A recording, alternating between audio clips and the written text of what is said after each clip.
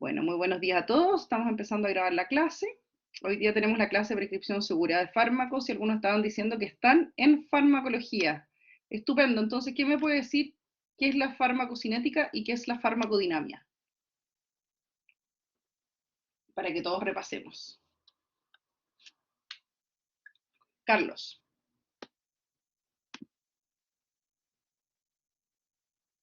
Te escuchamos. Perfecto. Buenos días. En términos concretos, farmacocinética se podría entender como todo lo que el organismo... Disculpe. Ya. Farmacocinética No se puede ser... escucha. No sé si yo apreté algo inadecuado. ¿No se escucha?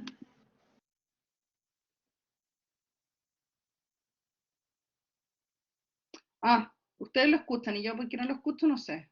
A ver. ¿Me puede Yo hablar alguien también. más? ¿Me escucha? Sí, aparece que Carlos está hablando, pero yo no lo escucho. A ver.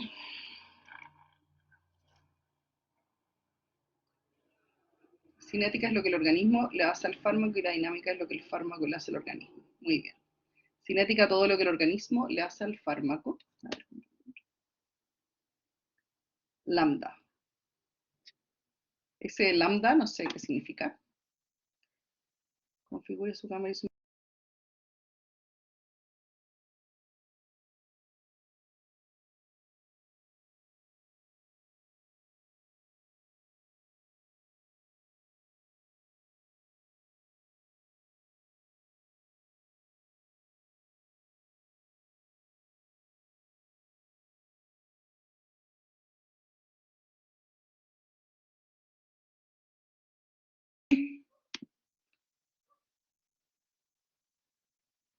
A ver ahora, parece que se escucha.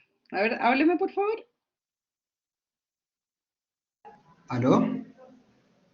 Yubitsa, ¿tú estás hablando? No soy yo, Carlos.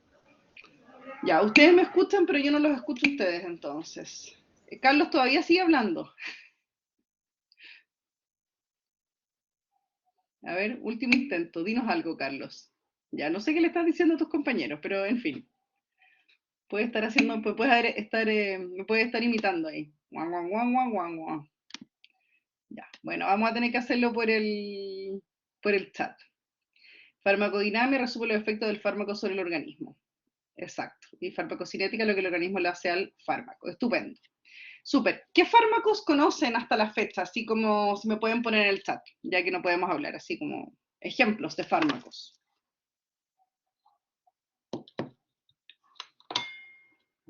Si le digo nómbreme 5, 6 fármacos, propanolol, beta-bloqueadores, ya.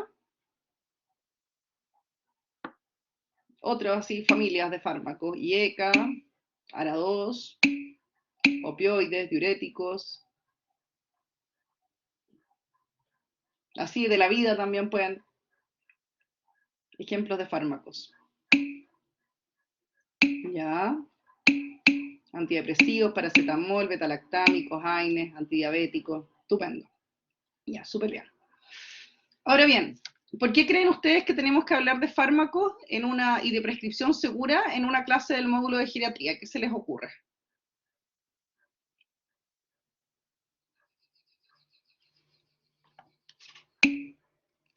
Por la polifarmacia, porque tienen distintas farmacocinéticas, ya, por los ajustes que hay que hacer y pueden hacer diferentes fármacos. ¿Conocen algo de esto? ¿Han visto en alguna, no sé si en farmacología o en algún otro ramo, en el fondo, como algunos cambios? ¿O por qué? ¿O esto lo dicen como de cultura general?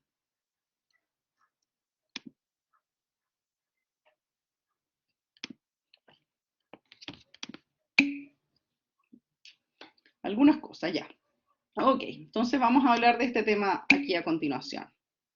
De adulto mayor no. Bueno, tenemos que saber, y esto lo saben ustedes ahora súper fresquito, ¿cierto? Que en el fondo los fármacos pueden tener efectos positivos o negativos en la salud y en la función del paciente. Y ya dijimos que las personas mayores la función es fundamental. Finalmente es como lo que va a ir rigiendo nuestro cuidado, nuestra atención.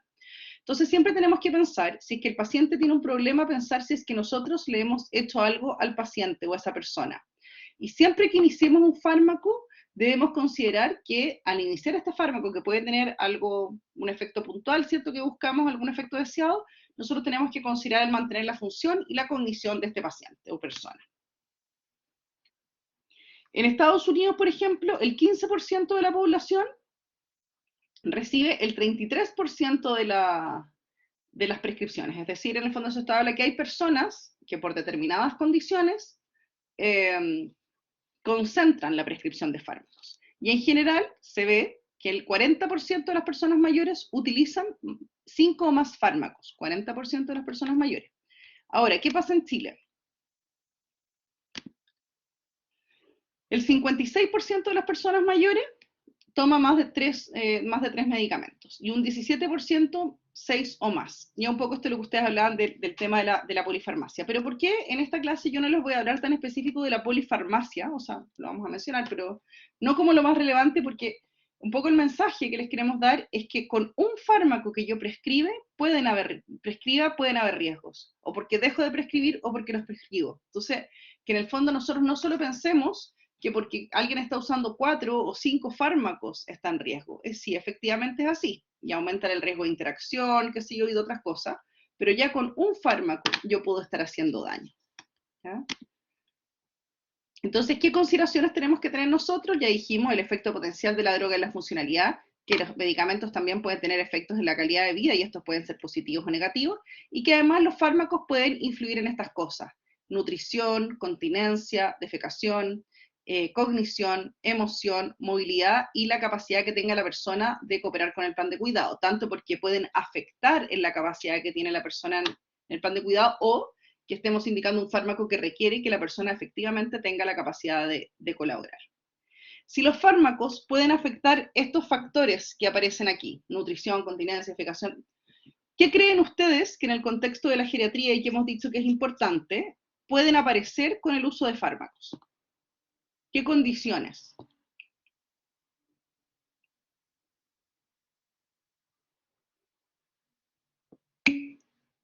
Incontinencia, ¿ya? Y como grupo, en el fondo, puede haber incontinencia vesical, ¿sí? ¿Qué más? Pueden haber caídas, como vieron ayer con el doctor Calderón, puede haber malnutrición, en el fondo, afectación de cada una de estas cosas. Y si se fijan, cuando se afectan estos factores, podemos tener lo que ya hemos hablado, que son los síndromes geriátricos. ¿Que alguien se acuerda qué son los síndromes geriátricos? ¿O qué les dije yo porque eran importantes los síndromes geriátricos?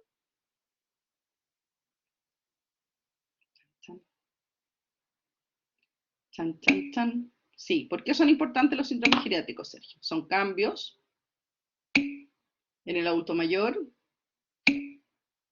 por las comorbilidades asociadas, porque los síndromes geriátricos que dijimos que eran las cosas que ustedes van a ver ahora en el módulo, ¿cierto? Pueden afectar la calidad de vida, pueden repercutir en la funcionalidad, pueden hacer que una persona tenga que irse a una residencia y ya no pueda seguir viviendo en su casa. Entonces, por eso es importante. Si se fijan, como los fármacos tienen efecto en estas cosas, los fármacos pueden generar síndromes geriátricos, pueden ser causa de ciertas condiciones.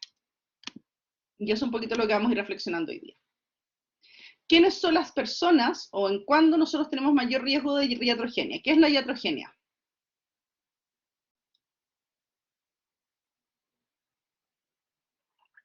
Como no los puedo escuchar, me tienen que poner así y no les veo sus caras para saber si me hacen sí, si me hacen no, ponerme sí, no, no sé. Es como una RAM, ¿ya? ¿Conocen esa palabra iatrogenia?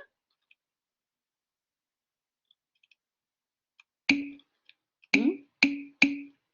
El fondo de la iatrogenia, o sea, por la praxis nosotros podemos tener iatrogenia. Efectivamente es daño, puede ser por prescripción o puede ser por alguna conducta. Antonia, pruebo a hablar, pero no sé si te voy a escuchar. Hola, ¿me escucha? Háblame. ¿No? ¿No me escucha? Ayer una profesora decía que yo no lo había escuchado, pero que era como del año pasado, que No, decían no que me... estas sesiones son ¿Doctora? como de espiritismo, porque uno está preguntando, ¿estás ahí? No, Antonia, no te escucho, así que me tienen que escribir solamente. No sé qué pasó, ¿ya? Escríbanme las respuestas. Ya. Ok. Puedes escribir con calma y vamos comentando. ¿ya? Entonces, en el fondo, la iatrogenia es cuando nosotros hacemos daño. Puede ser intencionado, no intencionado, asociado a fármaco, asociado a conducta. ¿Quiénes tienen mayor riesgo de que, en qué paciente nosotros encontramos mayor posibilidad de que exista iatrogenia o en qué condiciones? Cuando las personas tienen edad avanzada, cuando los tratamientos son prolongados, cuando existe polifarmacia, cuando hay malnutrición, porque dijimos en el fondo que si tengo malnutrición, tengo menos albúmina y sabemos que hay fármacos que circulan, ¿cierto?, asociados a la albúmina. Si yo tengo menos albúmina, tengo mayor fármaco libre y por lo tanto tengo más efecto de ese fármaco.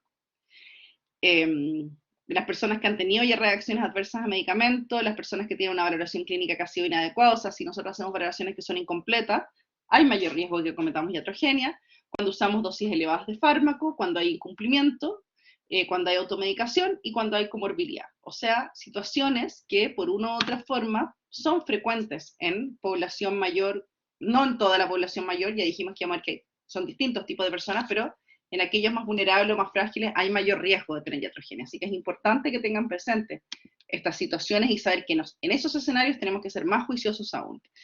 Y las reacciones adversas a medicamentos que ustedes mencionaban también son más frecuentes en las personas mayores. De hecho, esto es una cifra súper antigua, que yo se las pongo acá porque en el fondo esto, no porque sea algo actualizado, sino porque ya llevamos décadas hablando de este tema, en el cual, por ejemplo, en un estudio del año 97 se veía en Estados Unidos pacientes hospitalizados que un 92% de aquellos pacientes frágiles o más vulnerables tenían al menos una medicación inapropiada.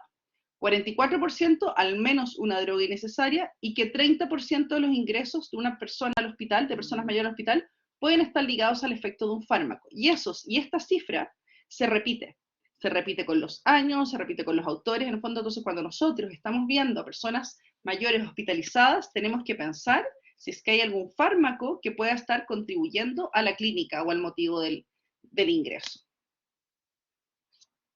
Tipos de reacciones adversas a medicamentos, ustedes han visto que hay distintas clasificaciones, ¿cierto? Yo lo pongo así como para que sea bien general, pero en el fondo nosotros podemos tener una sola medicación, ¿cierto?, que tiene rango terapéutico estrecho, como es la insulina, teofilina, digoxina.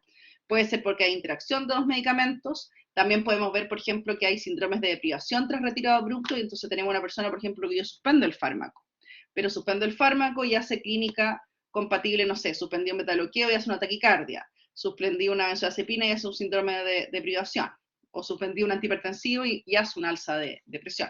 Y también tenemos efectos que son como extrafarmacológicos, en el sentido que no es, por ejemplo, no es un efecto directo del fármaco, pero que una persona que se cae, por ejemplo, no sé, está usando un diurético, está usando una benzodiazepina y tiene una caída, ahí uno puede decir la caída es directo a eso. Indirectamente después de la caída podría tener una fractura o pasar otras cosas, y están relacionadas con el fármaco.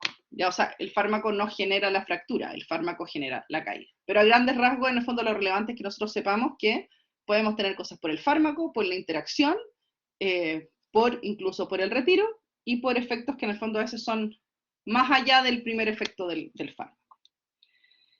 A veces hay situaciones que son de mayor riesgo, por ejemplo, cuando nosotros prescribimos algo a un paciente que tiene una determinada condición. Por ejemplo, aspirina en una persona que tiene una úlcera péptica.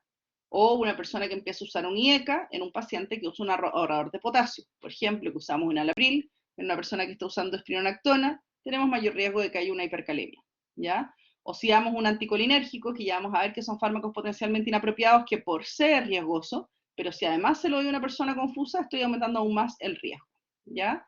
Y también hay otras condiciones que la vamos a ver, que se llama la cascada de la prescripción, y que tiene que ver con que nosotros usamos un fármaco para tratar una reacción adversa a medicamentos. Por ejemplo, tenemos una persona que está usando beta-bloqueo, y en el contexto del uso de beta-bloqueadores está descrito el que pueda aparecer sintomatología depresiva. Entonces yo voy y uso un antidepresivo para tratar esa sintomatología depresiva, pero la sintomatología depresiva estaba en el contexto de un fármaco, ¿ya?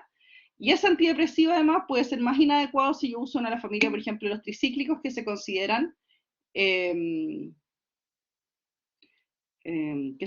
son potencialmente inapropiadas. Esos son los que llaman antídoto en farmacología. No sabría decirte, porque en general un antídoto es el que contrarresta el efecto del fármaco.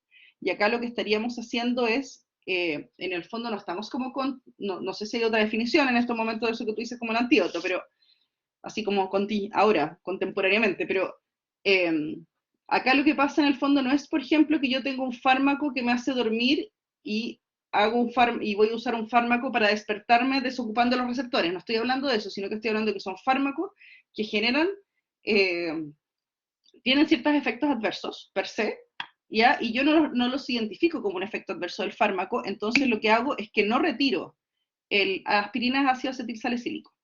Es que en el fondo, en vez de retirar el fármaco, lo que hoy es que le doy otro remedio, ¿ya? Por ejemplo, hay una persona que está agitada porque yo le suspendí un fármaco, entonces yo voy y en vez de quizás reiniciar al que le suspendí y dejárselo a dosis más baja o hacerlo a poquito, voy y le pongo un segundo fármaco, ¿ya? O tengo un medicamento que me da parkinsonismo, por ejemplo, la metoclopramida, que es un medicamento que en el fondo es un... Ay, se me fue la palabra ahora. Kinético, es un antiemético y también en el fondo como efectos a nivel de la motilidad intestinal. Atraviesa la barrera hematoencefálica y puede generar, sobre todo en personas mayores, síntomas extrapiramidales, puede generar rigidez. Entonces, yo tengo una persona que tiene rigidez por estar usando metoclopramida y la trato pensando que tiene una enfermedad, que tiene un parkinsonismo y le doy un medicamento para tratar eso, ¿ya? También hay otras situaciones que son de riesgo que se llaman estas como prescripciones automáticas o de combo, que en el fondo es una persona que ingresa a un servicio, entonces yo como estoy acostumbrado o ingresa con un determinado diagnóstico, entonces yo digo ya, tiene una neumonía y le dejo 1, 2, 3, 4, 5, 6 medicamentos clásicos porque todos los pacientes en la unidad los utilizan o porque de acuerdo a ese diagnóstico hay que darle eso. Está bien, nosotros tenemos que saber qué es lo que dicen las guías clínicas, pero tenemos que ver a ese paciente, que además tiene otras condiciones y que tiene otra comorbilidad, si esa prescripción automática es adecuada, ¿ya? Y la falta de seguimiento, por ejemplo, que estamos viendo un paciente hospitalizado y está tomando medicamento 1, 2, 3, 4, 5, día siguiente mantenemos la prescripción 1, 2, 3, 4, 5, y vamos haciendo, y quizás resulta que hay fármacos que ya no los requieren, ¿ya? O que están de más, o que están generando daño, entonces tenemos que estar haciendo seguimiento para poder hacer la suspensión o la discontinuación. Lo de la prescripción automática tiene que ver con, por ejemplo, por un diagnóstico, que tú dices, no sé, a ver, tengo un paciente con neumonía hospitalizado, entonces yo le dejo, voy a inventar, oxígeno, le dejo antibióticos, le dejo inhaladores, qué sé yo, y le dejo una profilaxis para que no vaya a hacer una trombosis venosa, ¿ya? Que está bien pensado. Pero el tema es que esas cosas que son tan automáticas, nosotros siempre tenemos que preguntarnos si para ese paciente está bien, porque quizás yo lo hago de forma automática, pero hay una persona en que hay un medicamento que no estaría indicado, porque interactúa con otra cosa que está tomando él, o que requiere ajuste de función renal, que sí, o sea, nosotros tenemos que pensar lo que sabemos como de la guía clínica siempre, llevarlo a ese paciente puntual, ¿ya? O sea, ese automatismo no tiene razonamiento clínico, ¿ya? Exacto. Exacto, cuando tú lo aplicas a una persona puntual, siempre tienes que hacer como una bajada de si hay que hacer algún ajuste, ¿ya? Entonces, por ejemplo, aquí vemos que esto dice son los números de fármacos. Y acá dice en el fondo como los números de fármacos, como de problemas con el uso de la medicación. Entonces, ¿qué es lo que vemos? Que a mayor número de fármacos, hay mayor probabilidad de que esta persona esté usando fármacos que son inapropiados, ¿ya? Y a mayor número de fármacos, existe la probabilidad igual de que la persona esté, en el fondo, esté recibiendo menos fármacos de los que requiere, pero es menos marcado, ¿ya? Porque nosotros, en las personas mayores, nos encontramos con que podemos estarle dando fármacos de más, con que esos fármacos, a mayor cantidad de fármacos, mayor riesgo de que interactúen entre sí, mayor riesgo de que estemos duplicando efectos, quizá usando un fármaco que está cubriendo algo que puede ser cubierto por otro, ¿ya? Y otro de los riesgos que tenemos en las personas mayores es que no se usen los medicamentos adecuados por un tema de prejuicio, ¿cierto? En el cual yo pienso como, hoy, ¿para qué le voy a dejar estatinas? ¿O para qué le voy a dejar antihipertensivo? ¿Por qué le voy a dejar tal fármaco a esta persona? ¿Ya? Las dos conductas son riesgosas. Discriminar por viejo y no dar un fármaco que a la persona sí es pertinente y sí le sirva, y dar fármacos de más también es inadecuado.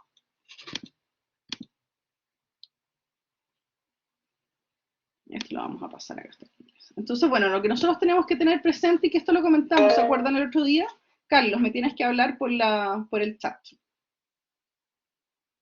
Bueno, no sé, le vas a contar un chiste a tus compañeros, que yo no voy a escuchar.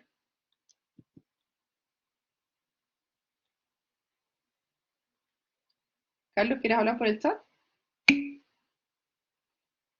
Ah, hay que ser, o sea, no por riesgos, por viejos, que lo discrimino por ser viejo.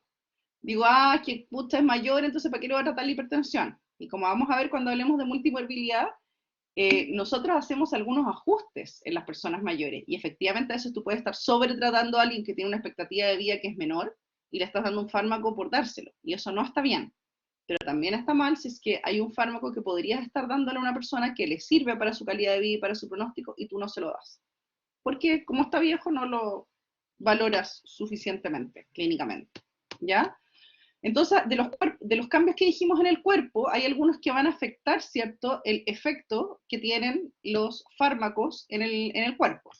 Dijimos que el vaciamiento gástrico estaba enlentecido, que también hay cambios en la cantidad de ácido, como mayor tendencia a la clorhidia, y eso va a tener que ver con absorción, por ejemplo, de algunos medicamentos. A nivel hepático también disminuía el tamaño hepático, disminuía en parte el flujo hepático y eso hacía también que como el metabolismo de algunos medicamentos que sufren transformación a nivel hepático se vea afectado. Y una de las cosas más relevantes y que mencionamos es el tema del riñón, ¿cierto? Que va disminuyendo año a año su capacidad de filtración renal, entonces nosotros siempre que trabajamos con personas mayores tenemos que hacer una estimación de la función renal. Y no guiarnos solo por el valor de la creatinina, sino que eso llevarlo a las fórmulas, ya sea a la de Kirkhoff Gold, a la MDR modificada, qué sé yo, y usarla, y hacer los ajustes pertinentes. También hablamos de que había una menor cantidad de músculo, y por eso, lo que ya les dije hace unos minutitos, menor cantidad de músculo, menor cantidad de albúmina, mayor riesgo de que tengamos cantidades más grandes de los fármacos que son que se... Ay, estoy así con pocas palabras. En el fondo creo que se adhieren a las proteínas, ¿ya? Y este reloj no me acuerdo por qué lo puse. Pero el otro que vimos, ¿cierto? Era el tema del agua, que hay una menor cantidad de agua y hay una mayor cantidad de grasa, y eso va a hacer en el fondo que los fármacos que son lipofílicos se permanezcan más tiempo en el cuerpo, ¿ya? Entonces, bueno, esto lo dijimos. Renal, ya dijimos disminución de la función renal, clearance hepático disminuido, y eso va a afectar el metabolismo de algunos fármacos, pero de otros no, por ejemplo, el paracetamol, el citalopram, la risperidona no estaría afectado, el clearance o la limpieza que hace el hígado de ellos, pero hay otros fármacos que sí. Disminución del volumen de agua corporal total, aumento del contenido de grasa y, bueno, menor peso o tendencia a menor peso. Y aquí, si se fijan, hay una tablita que el otro día cuando hablamos de las fórmulas, que vimos que ustedes las tienen ahí en el teléfono, para en computadores, etcétera. También esta es una que se puede hacer manual y que es más antigua, que no es perfecta, pero que les va a dar una estimación. Y que es esta, que no sé por qué no se ve. Y que yo se las mencioné, que es 140 menos la edad por el peso en kilos, partido por 72 por la creatinina, y si es mujer se multiplica por 0,85. Esto ya lo vimos, ¿cierto? La farmacodinamia, entonces son los cambios en la cantidad de afinidad de receptores alterados, en el fondo alteraciones por receptorio o cambios en los mecanismos homeostáticos. ¿Y eso qué significa, por ejemplo? Como ejemplo que incluso con bajas dosis de un uso de benzodiazepina, por ejemplo, las personas mayores pueden presentar alteraciones posturales luego de una dosis única de benzodiazepina. ¿Ya? O sea, en el fondo, el mismo fármaco que yo le daba antes a esta persona, quizás en la misma dosis, puede tener un efecto que es diferente, ¿ya? Por características de la persona que han cambiado. Esto ya lo explicamos, que tenía que ver un poquito como cuáles son los cambios, saber que hay cambios entonces que son de la edad, o sea, lo explicamos pero desde otra perspectiva, pero en el fondo que en relación a los fármacos podemos tener cambios en relación a la absorción, a la distribución, al metabolismo, a la eliminación y cambios relativos a la farmacodinámica. Y estos pueden ser por la edad, por el efecto de la enfermedad, ¿ya? Y a veces pueden ser mixtos. Y nosotros tenemos que estar atentos que en personas mayores se pueden dar estas condiciones, por ejemplo, que la absorción en el fondo, como puede haber acloridia o podemos usar menos algunos medicamentos que disminuyan el ácido, eso puede afectar la absorción. En la distribución, ya lo mencionamos, de las drogas liposolubles, mayor volumen de distribución, y las que se ligan a proteínas, una mayor fracción libre. Del metabolismo, que dijimos, bueno, hay un factor en relación a los cambios a nivel del hígado, pero también de otros factores que pueden utilizar las personas. Alcohol, cafeína, tabaco, genotipo. Eso puede hacer en el fondo que menores dosis, como hay menor como limpieza hepática, menos dosis, pueden ser terapéuticas. O puedo tener a una igual dosis un mayor efecto. La eliminación, dijimos que la creatinina sérica no es tan fiable, que tenemos menor filtración glomerular, podemos tener mayor prevalencia de falla renal y menor musculatura. Y que en relación a la farmacodinámica puede ser menos predecible en el fondo, tenemos tener respuesta diferente a dosis usuales o bajas, y también podemos tener interacciones droga-droga, droga-enfermedad, y que pueden alterar en el fondo el efecto que tienen los fármacos en el organismo. Estos ejemplos que puede pasar, por ejemplo, que tenemos mayor efecto analgésico a bajas dosis, por ejemplo, en personas que usan opiáceos, una dosis más chiquitita puede ser igual de potente que una dosis más grande en otra edad, ¿ya?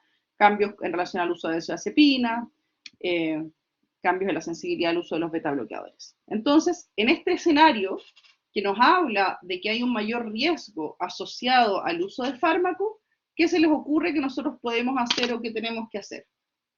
Así como en lo concreto. Permiso.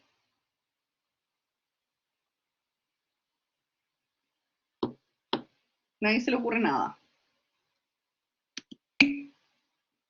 Controles periódicos, sí, así es. Entonces, ¿qué es lo que nosotros tenemos que hacer? Que es fundamental es la revisión de medicamentos. Y esto debiese ser anual, semestral, un poco lo que dice periódicos ahí Felipe, y cada vez que se suma o se modifica una prescripción, ¿ya? ¿Y qué es lo que nosotros debemos revisar? Todo lo que usa la persona, no solo lo que yo estoy prescribiendo.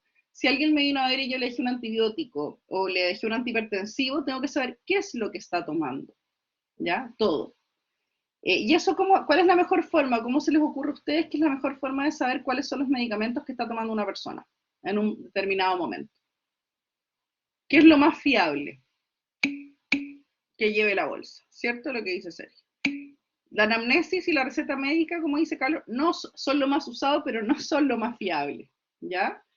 Entonces, como dijimos el otro día, lo importante es que la persona lleve los fármacos con todos los medicamentos que use habitual o ocasionalmente y que les muestre, y el otro día creo que ustedes les mostraban una cajita ahí de vitamina D, que les diga, de esto que tengo acá, de esto me tomo tanto, de esto no me tomo tantos, ¿ya? Porque uno se va a encontrar con sorpresas. Por ejemplo, yo me acuerdo de una persona que efectivamente muy bien llevó su bolsa de medicamentos y yo los puse todos sobre la mesa, que si uno empieza a notar, pero después uno dice, no, la verdad es que esto, doctora, yo no lo uso. Y era un antidepresivo. ¿Y por qué? Si yo se lo había dejado, no sé, hace 6 semanas y ahora quería ver cómo estábamos en ese ámbito. No, doctora, lo que pasa es que yo lo tomé y al día siguiente sentí que no me había hecho ningún efecto. Así que lo dejé de tomar. Y claro, los antidepresivos se pueden demorar más o menos 6 semanas en que notemos el efecto.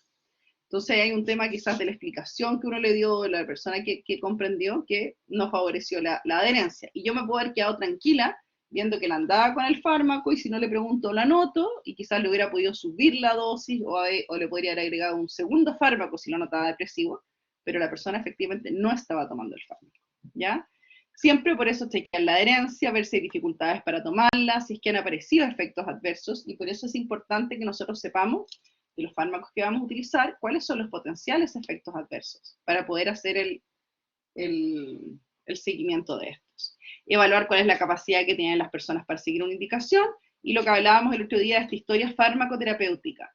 ¿Qué medicamentos ha tomado en el pasado? ¿Hace cuánto toma los fármacos que estamos viendo ahora? ¿Han habido alergia? ¿Ustedes creen que les ha hecho mal? ¿O qué cambios han notado en relación a ese uso de fármacos? Por ejemplo, el otro día hablaba una señora que me decían que hace una señora mayor, que tenía una demencia, en el fondo tenía alteraciones de memoria moderadas, que vamos a ver eso también en una clase más adelante, y que esta señora hace 3 meses estaba caminando muy mal, casi ya no se levantaba y como que empezó a arrastrar los pies. Entonces en el fondo era un poco haciendo la historia, bueno, ¿y qué pasó hace 3 meses? ¿Qué cosa? ¿Estuvo enferma? ¿Se cayó? Lo único que llegábamos era que hace 3 meses había tenido cambios en sus fármacos y había empezado a usar un antipsicótico en bajitas dosis, un antipsicótico que se llama risperidona. Entonces la verdad es que de acuerdo a esa historia, lo primero a mí que se me ocurría era que quizás esos cambios tenían que ver en relación al uso del fármaco. Entonces ahora tenemos que, una vez suspendido el fármaco, evaluar y ver si se va limpiando de ese efecto, ¿ya? Y así con muchas otras cosas. Me acuerdo una vez un señor que llegó, un caballero que venía acompañando a su señora. La señora era paciente mía. Y el caballero, yo esta vez en el control, era un caballero bastante vigoroso, y como, lo encontré como raro, como que tenía la cara rara, como un poco rígido, como con poca expresión, como que no era él. Entonces, hablando un poquito con él, la verdad es que efectivamente a él le había cambiado su cara, y eso había sido después de él había estado con unos mareos, y en relación a esos mareos le habían dado un fármaco, un antivertiginoso que se llama flunaricina. Y después de eso, él había empezado con estos cambios en la cara, ¿ya? Que son cambios en la cara que se llaman como hipomimia, que tiene que ver como con rigidez del eje del cuerpo. Entonces, ese caballero lo que tenía era un efecto adverso del fármaco que había empezado a tomar. Lo vio el especialista en trastornos del movimiento y coincidió que probablemente iba por ahí y se suspendió. En el fondo había que, en ese caso era un fármaco que él había utilizado y que había suspendido y que había generado esta situación, entonces había que dar tiempo para ver si disminuía. A veces hay fármacos que generan ciertas reacciones adversas y que uno retira el fármaco y la reacción adversa puede quedar. ¿Ya? ¿Qué más, chicos? Importante revisar la bolsa de medicamentos, ¿cierto? Por ejemplo, acá está una persona que me pasó las bolsitas antiguamente, no sé si ahora estoy como que ha ido cambiando, se entregaban los medicamentos en unas bolsitas de papel. Entonces la gente anotaba afuera, qué sé yo, aquí tenía ranitidina 1 en la noche, estómago, servía y tiene anotado estómago o dolor. Claro, era para cuando ella le dolía el, el estómago, pero si yo veo un medicamento que dice dolor, quizás me lo voy a tomar cuando me duele la cabeza. O acá dice, por ejemplo, amitriptilina para dormir, HTC 1 al día, potasio, calambres, cada 3 días. En el fondo acá no sabemos de cuántos miligramos son los fármacos y tampoco sabemos si lo que está dentro de la bolsita es lo que dice la persona. Y a veces, por lo menos a mí sí me ha pasado que uno toma la bolsita que afuera dice enalapril, 1 al día. Y adentro hay enalapril de 10, de 5, de 20, que no es lo mismo tomarse 1 al día de esas distintas mezclas. O también que adentro hay otra cosa. Entonces, si yo me tomo uno, por eso la educación tiene que ser de que conozca lo que está tomando, para qué sirve, que sepamos la presentación, cuál es la dosis, cómo se toma, etcétera. La educación es muy importante. Entonces, Sergio pregunta, ¿la historia no sé si es alérgicos, adversos o interacciones? Exacto. Por eso hace la historia farmacoterapéutica. Todas esas cosas tú tratas de rescatarlas, ¿ya? ¿Qué es lo que toma hace tiempo? ¿Hace cuánto tiempo? Etcétera. Dependiendo del caso, a veces vas a profundizar más, otras veces vas a profundizar menos, de lo complejo que sea la situación o las manifestaciones que tenga el paciente. Y aquí, por ejemplo, estas son personas que acuden ya a control con su bolsa de medicamentos. ¿Ya? Y ahí está la de las bolsitas que yo le saqué la foto, entonces, claro, hay que revisar lo que hay adentro de la bolsita, no quedarse con lo que dice afuera. Luego, preguntas que nos pueden servir cuando hacemos nuestra historia farmacoterapéutica, también considerar estas cosas, por ejemplo, si consume medicamentos sin receta, hierbas, suplementos nutricionales, cómo se toman los medicamentos, si comprende para qué sirven, dónde los retira y dónde renueva su receta, también es algo que nosotros es importante que lo sepamos. También, dentro del proceso que queríamos hacer con nuestra bolsa de medicamentos, es comparar los medicamentos en uso con los que aparecen en la ficha u otro reporte. Compara las dosis, horario y relación con la ingesta de medicamentos. Si la persona no comprende para qué sirven sus medicamentos, debemos explicar en lenguaje claro y certero y fraccionado los conceptos principales.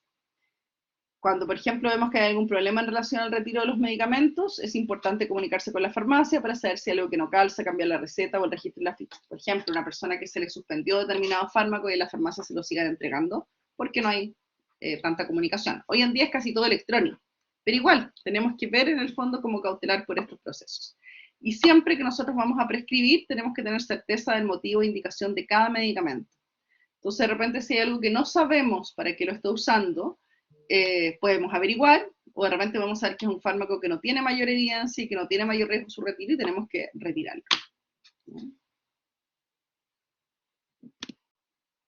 Veamos aquí. ¿Qué otras Preguntas nos pueden servir, qué medicamentos toma habitualmente, qué otros medicamentos toma además de lo que le han prescrito su médico, que no se examen en el hospital, que siga en otro lado, si usted es alérgico a algún medicamento, si algún medicamento le ha provocado una reacción adversa o le ha hecho mal, eso, ¿ya? Y estar atentos a si se automedican o a si no cumplen las indicaciones. Un proceso que hace súper importante en relación a esta revisión de fármacos es lo que se llama la conciliación de medicamentos, que en el fondo tiene que ver con ver la lista de medicamentos que tiene la persona, con los registros en el fondo, y lo que la persona toma, y ver cómo las discrepancias finalmente entre lo que debería tomar y está indicado con lo que está tomando la persona. Y de acuerdo a eso, hacer una nueva lista y ver qué medicamentos se quedan y qué medicamentos se van, ¿ya? Y ojalá eso informarlo también que eso tenga como una llegada con el registro de la farmacia, ¿ya? Esto puede ser un proceso que es más amplio, así como a nivel de establecimiento, y también puede ser algo que uno hace de uno a uno con el usuario, que tiene que ver con conciliar. Entonces, la lista de los fármacos que utiliza, con la lista de problemas, lo que tiene indicado, y ver finalmente qué es lo que va a tomar la persona, ¿ya? Siempre señalando lo que se suspende, lo que se mantiene y lo que se modifica en las dosis. ¿Qué cosas tenemos que tener presente al momento de prescribir? Por ejemplo, la expectativa de vida de las personas y cuál es el tiempo para el efecto, cuál es el objetivo, cuál es la meta, para qué vamos a usar ese medicamento. Y ojalá evitar prescribir antes de tener un diagnóstico. A veces pasa, y sobre todo a veces cuando uno es recién egresado y participa en algunos servicios de urgencia, que se llama atención domiciliaria, en que la persona empezó a doler la cabeza hoy día, o empezó con fiebre ahora, tampoco es un cuadro severo, y uno los va a examinar y no tienen nada. Entonces, en el fondo, en esos casos, lo que hay que hacer es observar la clínica. No hay que darle un medicamento. Entonces, a veces uno ve personas que se empezaron a sentir mal de algo en específico hace 2 horas y terminan con un antibiótico. Y la verdad es que no, pues si yo no sé lo que tiene, lo que tengo que hacer es vigilar hasta saber qué es lo que tiene y en ese momento dar el medicamento.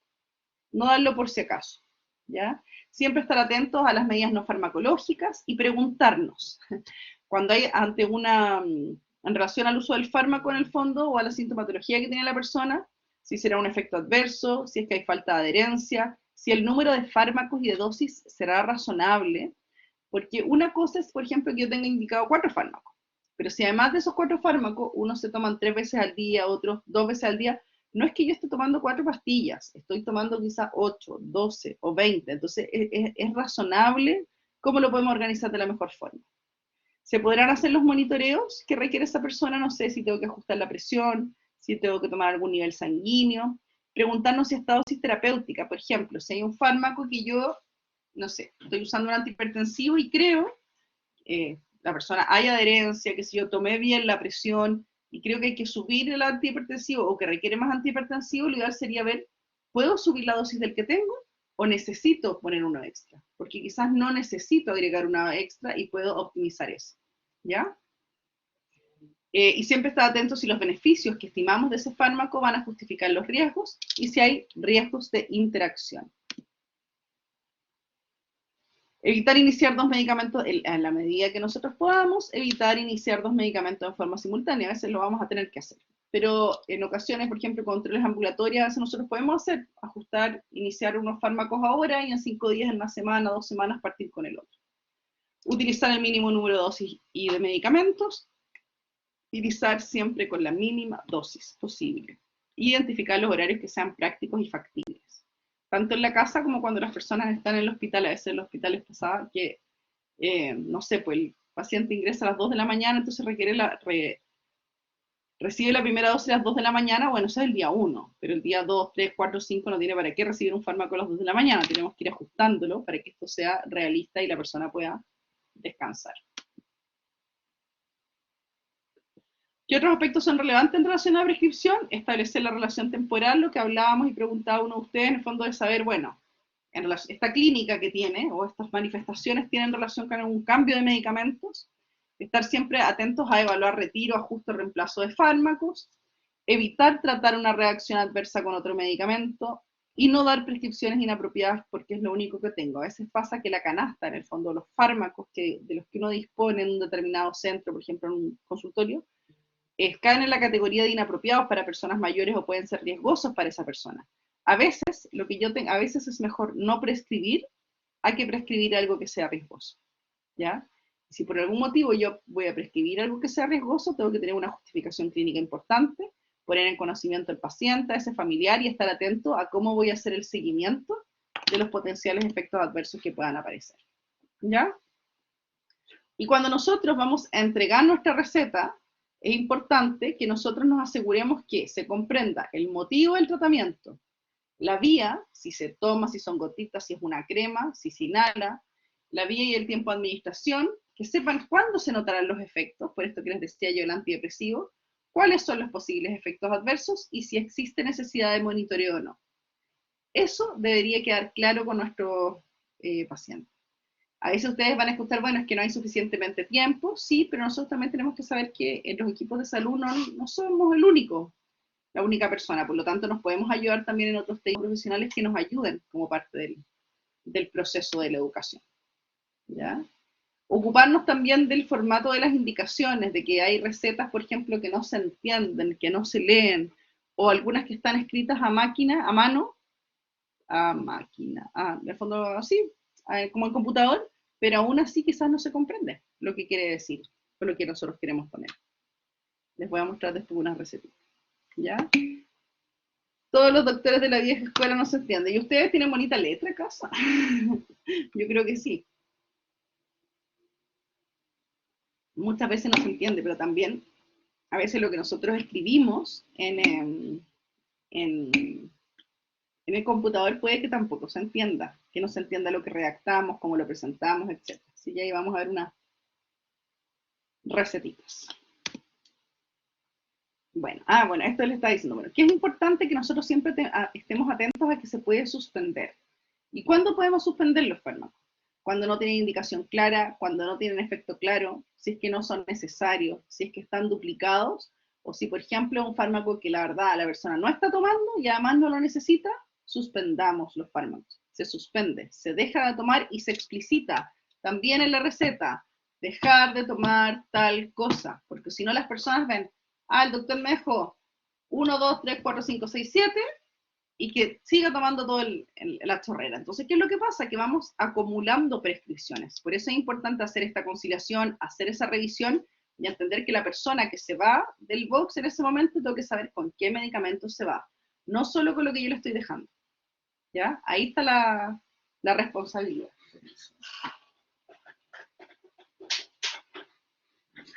Ok.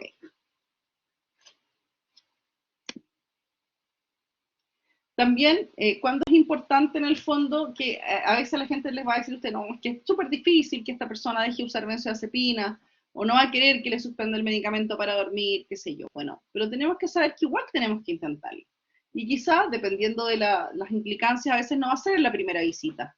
A veces tenemos que ordenar algunas cosas y dejar anotado que a partir de la próxima visita vamos a empezar a quizá en esta primera visita le vamos a decir a la persona que sabe que ese medicamento que está tomando lo vamos a empezar a suspender de a poquitito, entonces quizás vamos a hacer una modificación ahora, o quizás ahora voy a modificar uno y la próxima vez voy a modificar otro, entendiendo que nosotros tenemos que hacer alianza con la persona que estamos atendiendo y con su familia también, hacer el desescalamiento en el fondo, la de prescripción, que es esta suspensión o disminución de dosis de forma programada, ir haciéndolo a poquito. Por ejemplo, si estamos hablando de una benzodiazepina, nosotros podemos disminuir en general se habla como disminuir cada una semana a mitad de la dosis, de una pastilla, media pastilla, qué sé yo, después un cuarto pastilla, pero también uno puede hacerlo más lento, y se puede demorar, no sé, 3 semanas, y podemos bajar de una pastilla a 3/4 pastilla, después a media, después un cuarto día por medio, un cuarto cada 2 días, qué sé yo. Eso es algo con lo que nosotros podemos ir jugando también dependiendo de la clínica de la persona y de acuerdo a los síntomas que tenga, cuál sea la aprehensión, porque lo que queremos realmente es ir haciendo esta de prescripción de fármacos que sean potencialmente inapropiados, pero también ajustándonos a los deseos y creencias de las personas. Estar atento que hay ciertas instancias en las cuales se va a dar como esta oportunidad de que podamos suspender, como pueden ser las transiciones, las revisiones anuales o semestrales, al comenzar una droga o cuando aparece un nuevo problema. Que en el fondo va de la mano también de los momentos en que deberíamos hacer revisión de medicamentos. Cuidado cuando prescribimos con palabras como SOS o PRN, que significa por real necesidad. Porque eso es una ambigüedad. ¿Qué es el SOS? Cuando esté agitado. Bueno, pero ¿qué es estar agitado? ¿Ya? O la real necesidad, bueno, real de necesidad de quién. O sea, ojalá dejemos claro, si no se, tomar tal pastilla si no se queda dormido a tal hora, tomar tal pastilla si, pastilla, perdón, cual fármaco en tal caso, ser como precisos en los planes y acordado con las personas. Releer siempre lo escrito, porque aunque lo hayamos escrito, como les digo, en el computador y súper lindo, quizás no se entiende el mensaje. Y ojalá las personas lo lean antes de irse, para que no sea que llegaron a su casa y no entendieron de qué se trataba la receta.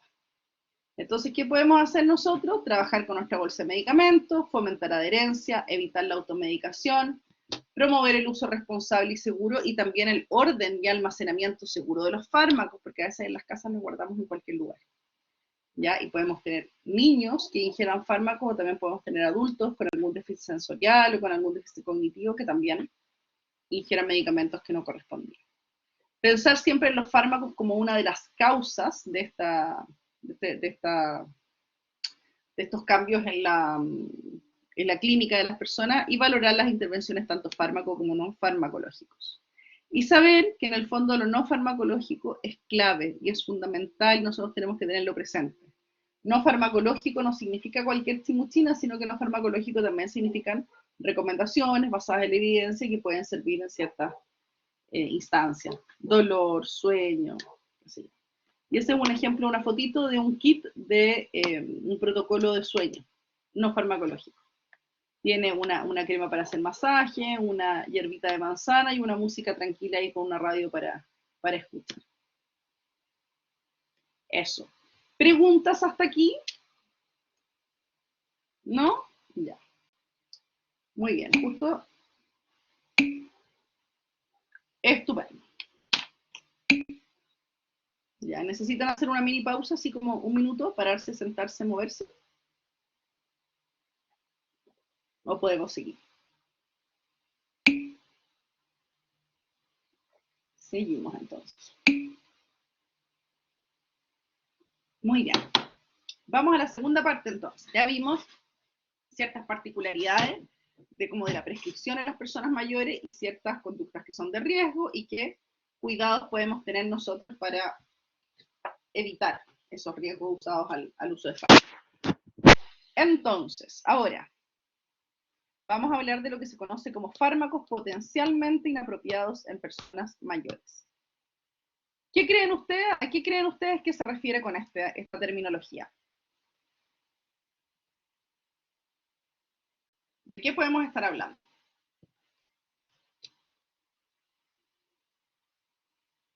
¿Qué se les ocurre que puede ser un ejemplo de fármacos potencialmente inapropiados? Fármacos que no deberían darse, fármacos que tienen muchas ramas. Uso limitado, ¿ya? Ejemplos de fármacos. ¿Se les ocurre alguno de ustedes así como qué fármaco, o quizás lo han visto en el hospital o en los spam, fármacos que sean potencialmente inapropiados o no tan adecuados en las personas mayores? Piensen alguna cosa, ¿ves?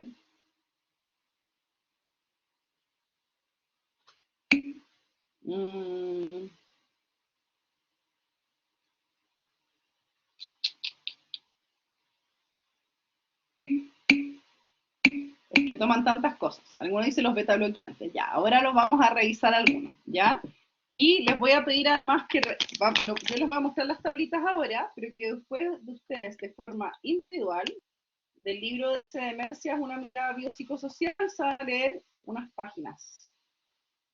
Se van a leer las páginas de forma individual, y para que después sepan que pueden volver a consultar, se los voy a mandar por correo, pero van a leer del demencia, una mirada biopsicosocial, unas páginas, y van a leer otras páginas de un manual, del manual de geriatría para médicos generales. Página 171, adelante de fármaco, o sea, del libro de demencia, ¿ya? De la 171 a la 178.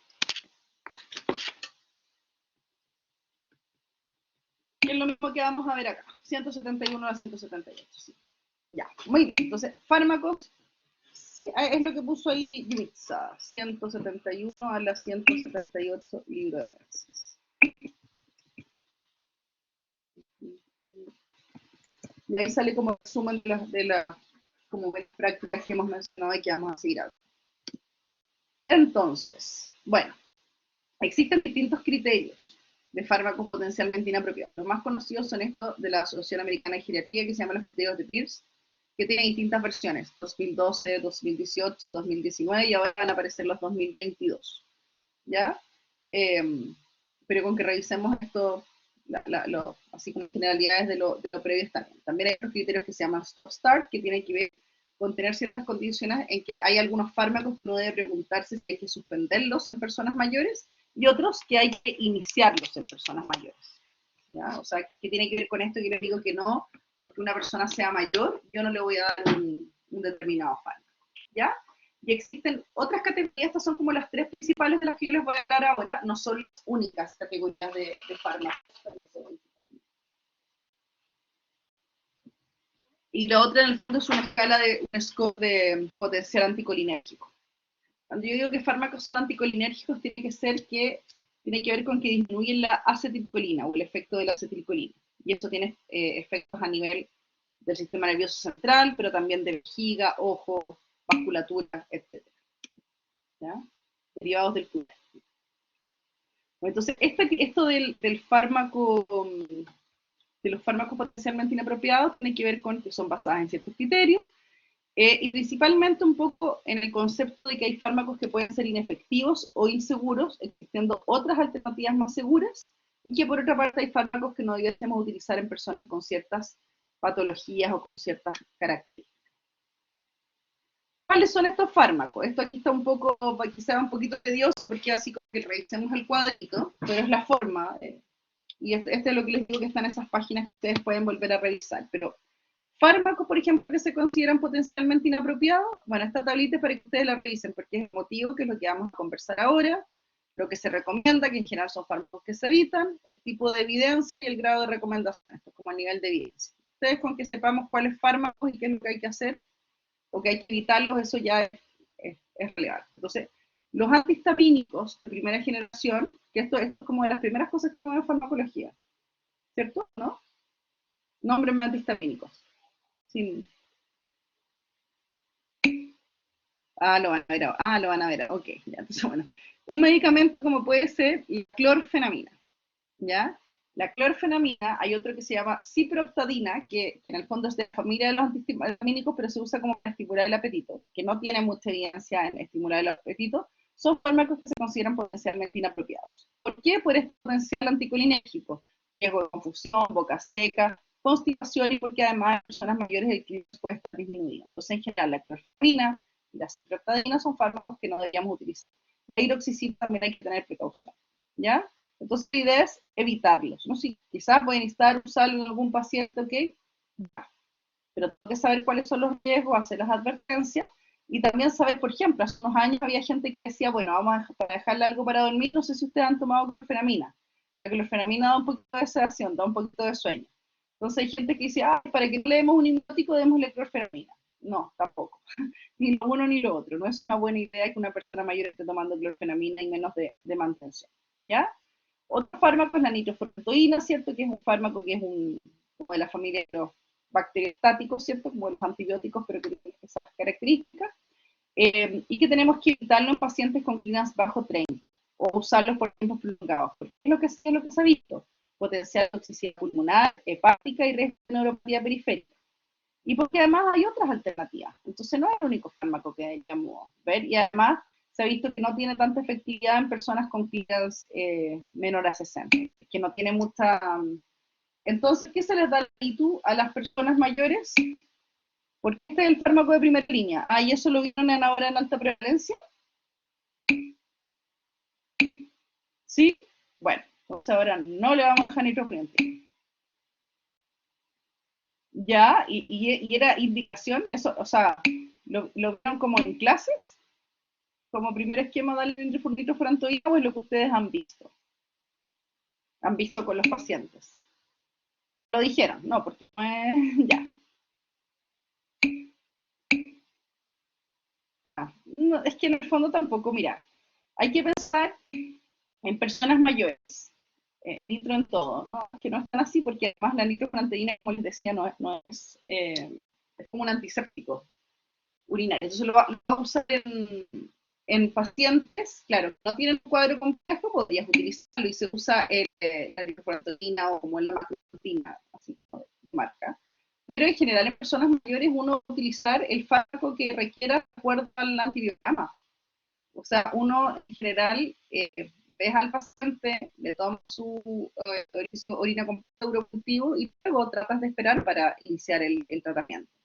Y si le vas a dejar algún fármaco, ahí va a depender, bueno, de la historia que tengas, si tú piensas que es algo más simple o que es algo más complejo, si puede resistente o no resistente, le vas a dejar determinado fármaco, ¿ya? Y le vas a calcular le vas a calcular la dosis, no sé, quizá algún paciente estoy inventando un cefalroxil, a otro le va a dar un ciprofloxacino, pero no necesariamente va a depender de quién sea el paciente. Y luego también tú puedes dejar eh, durante los primeros días en espera el urocultivo, ¿ya?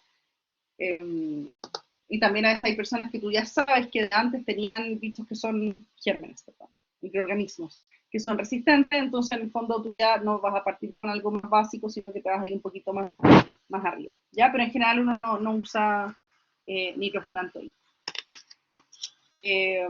Eso. Y ver que es un tema, ojo, que es como por el tema también por un asunto de la efectividad, que es lo que dice acá, o sea, no es tan efectivo y no logra en personas mayores tanta concentración urinaria. Entonces, eso. Ya otros fármacos como doxazucina, prazosina, que ya no se usan son poco frecuentes en el fondo, pero tienen riesgo de ortostatismo.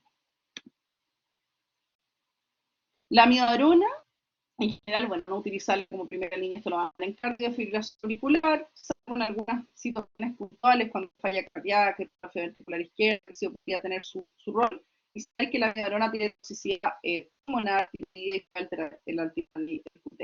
Eso también puede tener algún efecto en algún momento con el ritmo génico. La dioxina es un fármaco también, no es de uso ya tan frecuente, pero ustedes van a ver personas que lo utilizan, ustedes tienen que saber que en personas mayores, primero hay que ver que la indicación por el que se sea adecuada, pero en el fondo las dosis en general no debiesen ser mayor a 0,125 miligramos, es decir, como medio comprimido al día, ¿ya? Y mayores no involucran mayor beneficio por con falla cardíaca y pueden aumentar el nivel de toxicidad, ¿ya? En presencia de falla renal aumenta la toxicidad y tenemos que saber que cuando medimos niveles plasmáticos de este fármaco, en general lo que uno busca es, por ejemplo, en el adulto poblacional, el nivel plasmático deseado es 1. En personas mayores, el nivel plasmático es de 0,8. Ya, o sea, a menor dosis y a menor concentración puedo lograr el mismo efecto con menor riesgo de toxicidad. Ya la espirolactona también en dosis de mayor de 25 miligramos día no estaría indicada en personas mayores. Hay que también tener más ojo en aquellos que tienen riesgo de hipercalemia per se y aquellos que usan AINES y ECA o ARA2 u otro suplemento de potasio, que toman potasio como este, ¿ya? Y también tenemos que evitar en pacientes que tienen falla cardíaca y un clearance que está disminuido, o bastante disminuido. De los antidepresivos, saber que hay algunos antidepresivos, como son los tricíclicos, que son estos, amitriptilina, clordiazepóxido, clorimipramina, doxepina, imipramina y también la paroxetina, que son, paroxetina también la podemos encontrar en otras familias, pero en el fondo son fármacos que se consideran potencialmente inapropiados por el efecto anticolinérgico, sedante y por riesgo de ortostatismo. ¿Ya? O sea, en el fondo tiene que ver con los antidepresivos que tienen mayor efecto anticolinérgico, tenemos que ponerle ojo, ¿ya? Los antipsicóticos típicos y atípicos, en general, todos se consideran potencialmente inapropiados por un aumento del riesgo de accidente cerebrovascular y muerte en personas con, particularmente en población que se vio como con personas con demencia, y también en el fondo puede haber como mayor tasa o compromiso a nivel cognitivo. Entonces, en general, nosotros deberíamos tratar de no utilizarlos en presencia de síntomas psicológicos y conductuales asociados a demencia, que lo vamos a ver más adelante, ¿ya? Y son medicamentos que los vamos a usar, pero son de excepción, en el sentido de que se utilizan cuando las personas pueden tener ideas delirantes, o sea, ideas que son falsas, agitación, agresividad o irritabilidad importante que ponen en riesgo a la persona o al entorno. Ahí estaría indicado un antipsicótico. Y cuando lo use, debe usarlo por el menor tiempo posible, ojalá en la menor dosis también, e ir revisando la pertinencia de la prescripción. Ojalá que no pase, en el fondo, cada 3 semanas más o menos tendríamos que estar, en el fondo, chequear cuál es el efecto, si es necesario, luego 6 semanas, no deberían pasar más de 3 meses en que mantengamos la prescripción sin preguntarnos si es atingente seguirla manteniendo. De las benzodiazepinas se consideran todas potencialmente inapropiadas por el riesgo de deterioro cognitivo, delirium, caídas, fracturas, accidentes vehiculares. En ocasiones pueden tener indicaciones precisas, pero por ejemplo en síndrome convulsivo, trastornos del sueño REM, de piernas inquietas, por ejemplo, no problemas para dormir, sino que son problemas específicos en relación al sueño, no insomnio, ¿ya? Y personas que tienen deprivación de benzodiazepinas o de alcohol, trastornos de ansiedad generalizados, en el fondo, ahí pueden tener un rol puntual las benzodiazepinas, ¿ya? Pero esto así como de chip libre y usemos para dormir y yo uso hace tanto tiempo, son fármacos que tenemos que evitar y siempre tratar de prescribir. Los hipnóticos no benzodiazepínicos o compuestos Z, como puede ser la zopiclona, el zolpidem, esopiclona, son fármacos que son más recientes, por ejemplo, que las benzodiazepinas, y en algún momento se consideraba que eran hipnóticos más seguros. Hoy en día igual se consideran como potencialmente inapropiados porque, pese a que tienen menor vida media, igual se ha visto que se asocian a presencia de delirium, caídas, fracturas, y que no mejoran tanto la latencia del sueño, entonces en el fondo también son potencialmente inapropiados. Benzodiazepínico y no benzodiazepínico.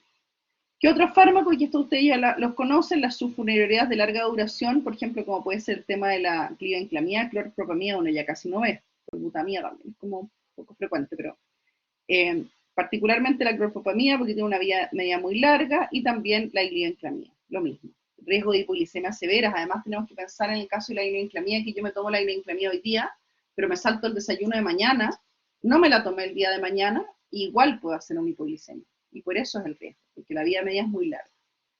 Entonces, por ejemplo, pacientes, porque a veces la gente dice, mira, cuando estoy tomando insulina o estoy usando insulina, tengo que tener tales precauciones en relación a la ingesta, qué sé yo, y esas cosas. Pero con hipoglicemiantes también, con aquellos que tienen el potencial de generar una hipoglicemia, tengo que tener precaución, ¿ya? La metoclopramida, que ya se los mencioné, ¿cierto? Puede causar efectos extrapiramidales, incluyendo la disquinesia tardía, que son movimientos involuntarios en el fondo y que aparecen luego de que uno utilizó el fármaco y que no pasan luego de suspender el fármaco, ¿ya? Eventualmente en cuidados paliativos, en cosas así, uno las utiliza, estos fármacos, pero así como a grandes rasgos. Saber también que hay tablitas, yo les voy a dejar un artículo para que ustedes lo lean, que está en inglés, donde salen estos criterios, más que nada es para que sepan que existe el resumen de en el fondo lo que aparece en el libro es un extracto de lo que aparecen en esos artículos, ¿ya? De un poco la bajada de los fármacos que más se utilizan a nivel de local y atención primaria. Importante saber que hay fármacos, ¿cierto?, que se ajustan con función renal, hoy en día ustedes lo pueden buscar, qué sé yo, que en el fondo uno, claro, hay cosas que se las sabe y otro que tiene que estar atento a buscar. Lo importante es que nosotros nos preocupemos de cada cosa que estamos utilizando, saber si se ajusta o no se ajusta por función renal, ¿ya? Y acá, por ejemplo, sale que les puse esta tablita, que en el fondo, no sé, ciprofloxacino, por ejemplo, en clearance menor de 30 hay que reducir la dosis.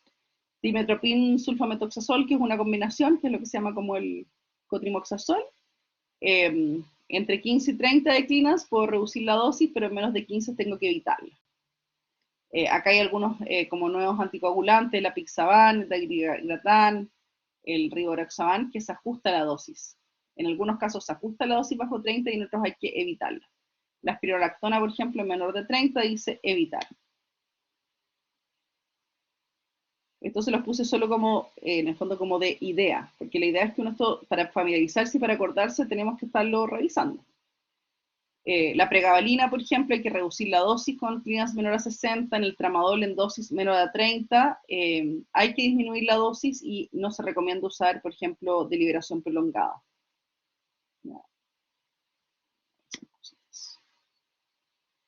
Lo vamos a pasar acá y los veremos. Ahora bien, eso entonces era como el tema de los criterios de Beers. Acá vemos esta otra clasificación que tiene que ver con los fármacos con potencial anticolinérgico. ¿ya? Y aquí vemos algunos. O sea, ay, qué es. Yo acá marqué algunos, por ejemplo, de uso más frecuente, como puede ser la amitriptilina, la imipramina, la paroxetina, la ciprofloxacina, esto ya lo habíamos mencionado, si se fijan, pero esta es otra clasificación y se vuelven a repetir estos fármacos, ¿ya? La difenhidramina, la ciclobenzaprina, antipsicóticos, etc. ¿No? Y otro, lo tercero que yo les dije, entonces elige criterios de Beers, score anticolinérgico, y también que hay unos criterios que se llaman stop-start. ¿Ya? De los criterios stop-start, yo aquí les puse unos ejemplos puntuales, son un montón de recomendaciones que van por sistemas, así como fármacos del sistema endocrino, genitourinario, qué sé yo. Pero, por ejemplo, así a grandes rasgos, ¿a qué cosa hay que poner atención? Por ejemplo, detenga los diuréticos de ASA en caso de edema de tobillo sin signos clínicos de falla cardíaco como primera línea de hipertensión. ¿Ya? Los diuréticos en general, cuando hablamos de diurético de ASA, ¿de qué diurético estamos hablando?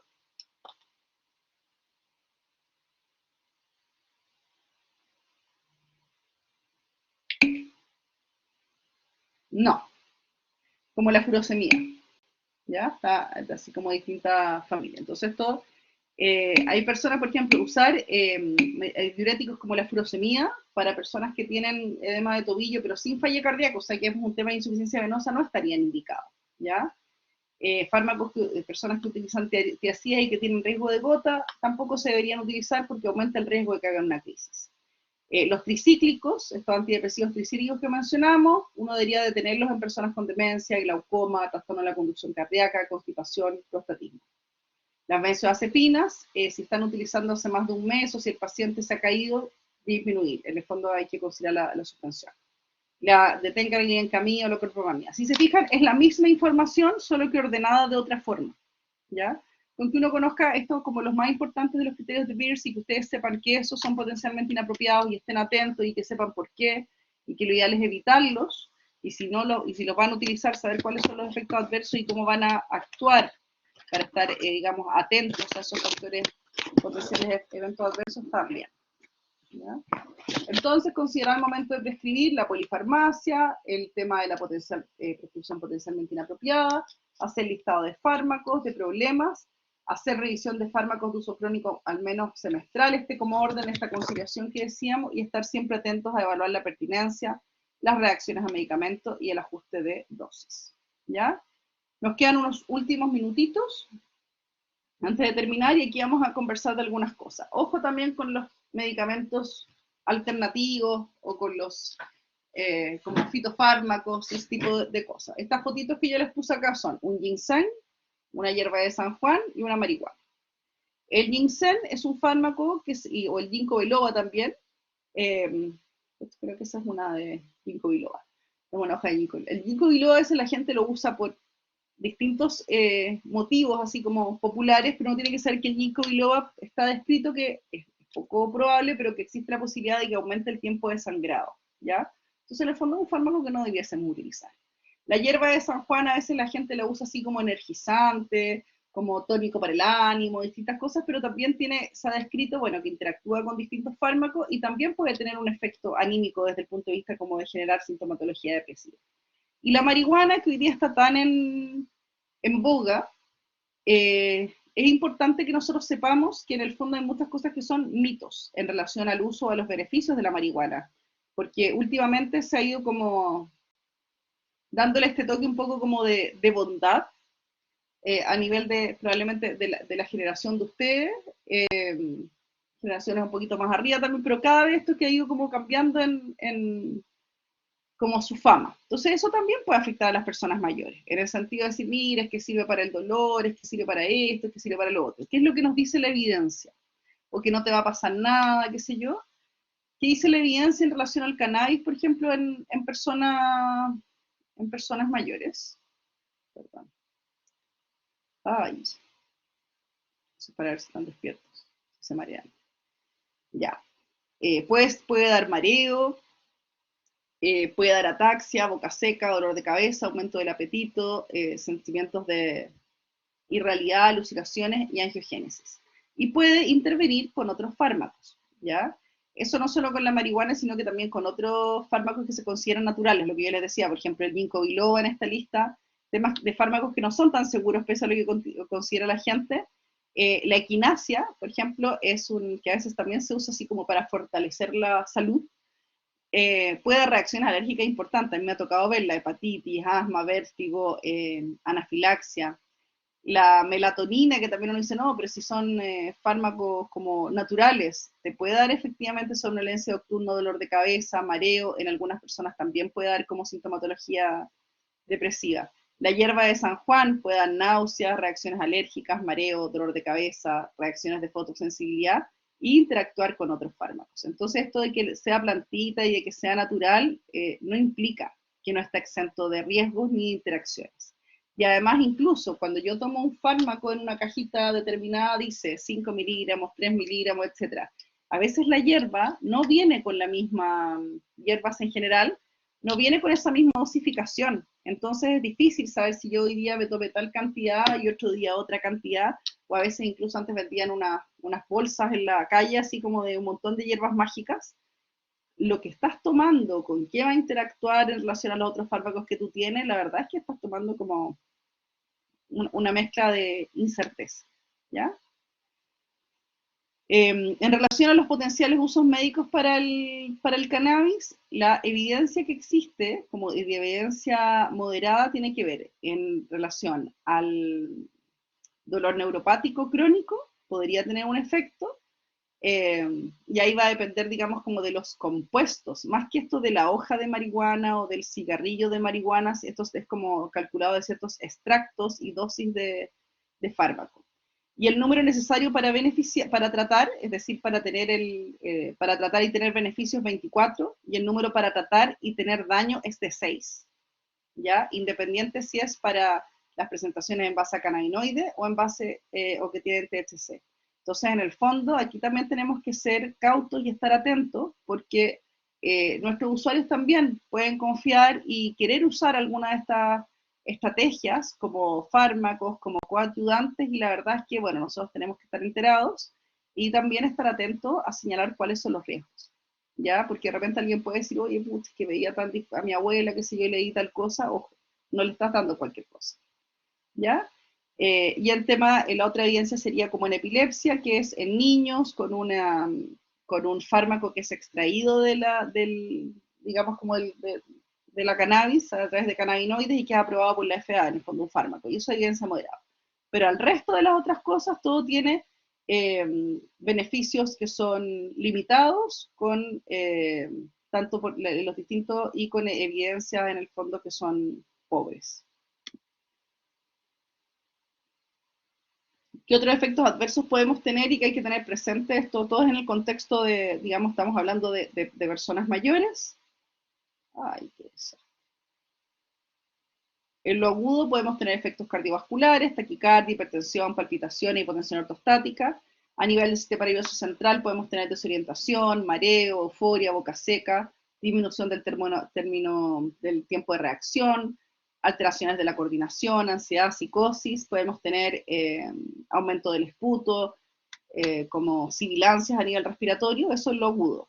Y en lo crónico puede haber afectación de la densidad mineral ósea, puede haber cambios a nivel de memoria, atención y toma de decisiones, puede haber cambios disminuyendo la cantidad de testosterona, y también cambios a nivel crónico respiratorio,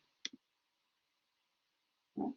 Y lo último que les quería comentar y para terminar, tiene que ver con esto que es la cascada de la prescripción, que esto que yo les decía que se prescribe un nuevo medicamento para tratar la reacción adversa asociada con otro medicamento, basado en la creencia errónea que hay una nueva condición médica y que requiere tratamiento, ¿ya? También puede aparecer cuando nos anticipamos a la aparición de una reacción adversa. Por ejemplo, decimos, mira, ¿sabes qué? Le voy a dar un inhibidor de bomba de protones, le voy a dar un omeprazol, porque va a tomar un AINE, ¿ya? Como por si acaso. Y las cascadas de prescripción, entonces, son reacciones adversas, son prescripciones resultantes de reacciones adversas conocidas como desconocidas y ponen al paciente en una situación de sufrir mayor daño. Aquí yo les puse algunos ejemplitos, esto es como de la literatura, pero acá les puse uno. Por ejemplo, una persona que está con ortostatismo, estamos dando, por ejemplo, antihipertensivos, estamos con una dosis que está haciendo quizás un poquito de más, y la persona se pone de pie y le baja la presión, lo que hablábamos el otro día de la relevancia del examen físico, y Como tiene mareos, yo le doy un antivertiginoso. Pero la verdad es que lo que tendría que ver es moderar la dosis del antihipertensivo, ¿ya? O por ejemplo, las personas que usan amlodipino, está súper descrito el que se puede generar un poco de edema de extremidades, ¿ya? Entonces hay personas que uno va, los examina y tienen edema de extremidades, entonces les dejo diurético. Y se ha visto que la población que usa amlodipino tiene mucho mayor riesgo de estar usando diurético. Y es por eso. Entonces lo que yo tengo que ver en el fondo es saber que si tengo eso es por el amlodipino, tendré que ver si lo mantengo o no lo mantengo, pero no debería tener que usar otro fármaco para manejar la reacción adversa de uno, habiendo además otras alternativas. Aquí este otro ejemplo de cascada. Por ejemplo, le doy un IECA a una persona y empieza con tos. Como está con tos, le doy un codeína como antiintrusivo. La codeína hizo que la persona se constipara, ¿ya? No tuvo deposiciones. Como no tenía deposiciones, aquí se me movieron las flechitas. Yo le di un laxante. Como tenía laxante, le dio diarrea. Y como tenía diarrea, yo le di antibióticos pensando que esto era infeccioso. Y estas cosas pasan. Lo que pasa es que van así como un poquito desfasadas. Entonces, si ustedes hacen la historia, uno se encuentra con este tipo de cosas. ¿Ya? Acá creo que aquí también otro, por ejemplo, ya. IECA, tos, codeína. Constipación, le dio un prokinético, le dio metoclopramida para que se le movieran ahí las tripas. Pero esto le generó rigidez. Entonces, pasa un tiempo, lo ve un médico y dice, uy, parece que esta persona está parkinsoniano. Entonces le doy levodopa, que es un fármaco que se utiliza en el Parkinson. La levodopa tiene asociado, en el fondo, entre las cosas que pueden pasar, pueden aparecer alucinaciones visuales. Entonces llega esta persona y yo le doy antipsicótico para esas alucinaciones visuales, independiente que sea fármaco potencialmente inapropiado, etc. Entonces, a raíz de esta prescripción de IECA, yo di 1, 2, 3, 4 fármacos. Y además, inapropiados y con riesgos asociados. ¿Ya? ¿Preguntas, comentarios? Vamos a ir dejando por aquí, yo creo. Bueno, entonces, ¿qué fármacos son los que tienen mayor riesgo de tener reacción adversa o en qué situaciones? La polifarmacia, cuando usamos AINES, en general los AINES en personas mayores no deberíamos utilizarlos más de 5 días porque puede aumentar la presión, porque pueden afectar la función renal, puede generar irritación a nivel gástrico. Entonces el AINES es una medida un poquito de excepción. En general en analgesia uno usa como primera línea el paracetamol, ¿ya? Y tenerle fe también al uso del paracetamol en el sentido de que sobre todo las personas que tienen dolor crónico deberíamos utilizarlo en dosis como estable por horario, ¿ya? No SOS o no a veces cuando ya está con el dolor instalado. Si es un dolor que está siempre, deberíamos usarlo de mantención. Los anticoagulantes, antibióticos, anticolinérgicos, antipsicóticos, benzodiazepinas, antidepresivos e hipnóticos, o sea, un montón de fármacos, son fármacos con los que podemos tener mayor riesgo en las personas mayores, ¿ya? ¿Cuáles son los principios para prevenir?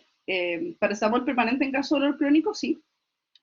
Puede utilizar hasta 4 gramos al día en el fondo. En general uno no da, ahí uno tiene que ir ordenándolo, pero tú no das cierto más de 1 gramo más cercano de cada 4 horas y no das más de 4 gramos al día, ¿ya? No, sí, y ahí hay que ver, hay personas que 500 miligramos cada 8 van a estar bien, pero otros van a requerir 1 miligramo, o sea, claro, 1 gramo cada 8. En algunas personas van a requerir cada 6, ¿ya? Y si tú en alguna persona tienes que dejarle cada 4 horas, en algún momento del día le podrías dejar, pero tienes que ver que no pase más de 4 gramos al día. Y para ir finalizando, entonces, ¿cuáles son los principios para la prevención de la prevención en cascada? Comenzar nuevos tratamientos a dosis bajas e ir incrementando de manera progresiva para reducir el riesgo de reacciones adversas. Tener en cuenta que cada nuevo síntoma podría ser causado por una reacción adversa, sobre todo si ha empezado un medicamento nuevo o aumentamos dosis en un control previo. Consultar a los pacientes si han experimentado nuevos síntomas, especialmente en casos que hayan habido nuevos fármacos o modificaciones. Darle información a los pacientes sobre los posibles efectos adversos de los medicamentos y, en el fondo, que la decisión de prescribir un segundo fármaco para contrarrestar la reacción adversa provocada por un medicamento solo debiese ser una excepción, ya cuando en el fondo realmente yo necesito mantener el primer fármaco y no puedo retirarlo, no puedo usar otro y además necesito manejar esa sintomatología, ¿ya? ¿Cómo vamos a actuar en caso de estas prescripciones cuando vemos que hay un efecto adverso en relación al uso de otro fármaco? Podríamos reducir la dosis. Si el efecto es dosis dependiente, podríamos probar con otro fármaco con similar efecto y distinto perfil de reacciones adversas. O podríamos probar también con estrategias no farmacológicas. ¿No? Y creo que estamos ahí, ¿ya? Y aquí hay un dibujito que dice, la roja es para la enfermedad, la azul es para los efectos adversos de la roja, y la azul y la verde es para los efectos adversos de la azul. Muy bien, ¿qué les pareció esto que conversamos hoy día? ¿Se imaginaban que era así? ¿No? Ya se fueron todos, me quedan 11. Este es como lo de los perritos. Así que bueno, importante leer esos capítulos. Mañana tenemos taller. A los talleres hay que llegar estudiados, ¿ya? Yo ahora no les avisé que teníamos control antes, no sé si les dije que teníamos control antes del taller, así que no les voy a hacer control mañana, pero puede que se los haga pasado mañana, ¿ya? Entonces tenemos que ir estudiando, la idea es que vayan estudiando clase a clase, porque ahora nos van a tocar el control es en el mismo horario de las clases, o sea, el taller es el mismo horario de clases. En la primera hora, en la primera mitad del curso, y en la segunda hora, la otra, ¿ya? Entonces, vayan viéndola, es sobre todas las clases. En el fondo del taller es de todas las clases que hasta ahora. Los que han estado viniendo a clase no van a tener ningún problema, ¿ya? Eso. Pero que sepan que el taller de mañana no tiene control, porque lo vamos a hacer otro día, pero todos los otros días en que en el calendario dice taller, tienen que considerar que tienen que estar al día en el estudio, ¿ya? Que el control sea el viernes, voy a revisar, ¿ya? Voy a revisar ese tema, pero quizás podría ser, ¿ya? Eso. Y si es online, sí, es online. Ya pues, que estén muy bien. Muchas gracias.